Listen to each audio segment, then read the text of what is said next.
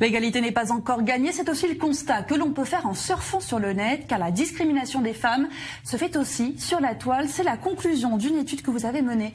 Laura Viram, bonsoir. Bonsoir. Vous êtes vice-présidente marketing de la société PicScout. C'est une société qui est spécialisée dans les technologies avancées d'analyse d'images. Alors vous en avez analysé des images sur des centaines de millions de sites et la conclusion, c'est que les femmes sont sous-représentées. Tout à fait. Donc nous avons conduit cette analyse pour voir quelle était la présence photographique des femmes et des hommes sur Internet. On assiste aujourd'hui à un véritable raz-de-marée d'images sur Internet et nous étions donc intéressés à connaître la présence photographique des femmes et des hommes. Et les résultats ont été tout à fait clairs. Il y a une sous-représentation féminine sur Internet également, puisqu'il y a 2 fois plus de photos d'hommes que de femmes sur Internet. Et comment vous y êtes pris? Sur quel genre de site vous êtes allé? Alors, nous analysons des images postées sur des centaines de millions de sites quotidiennement.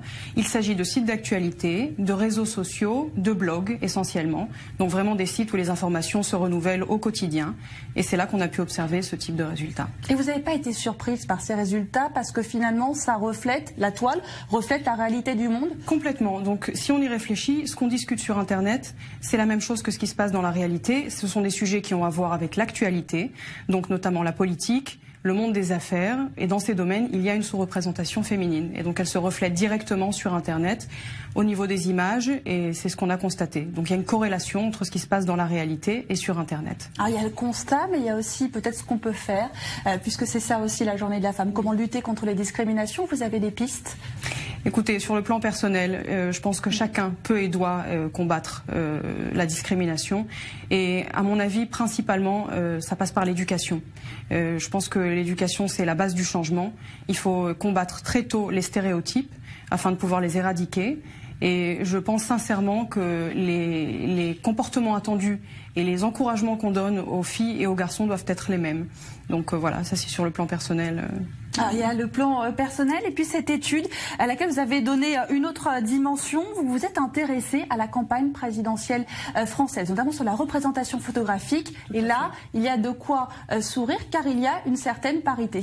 Tout à fait. Alors, dans ce cas précis, nous avons également analysé les centaines de millions d'images de façon quotidienne et particulièrement au cours des 3 dernières semaines, nous avons fait plusieurs observations intéressantes. Tout d'abord, Marine Le Pen est particulièrement présente sur le plan photographique sur Internet, de façon beaucoup plus significative que tous les autres candidats et de façon, avec des chiffres, je peux vous dire qu'elle est autant présente photographiquement que le sont François Fillon et Emmanuel Macron réunis. Donc vraiment c'est une présence importante.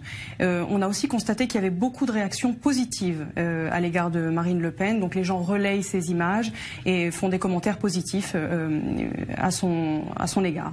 Voilà. Merci beaucoup pour cette analyse. Laura Viram, je rappelle que vous êtes directrice marketing, vice-présidente marketing de la société PicScout. On aura l'occasion de reparler de cette journée de la femme, des droits.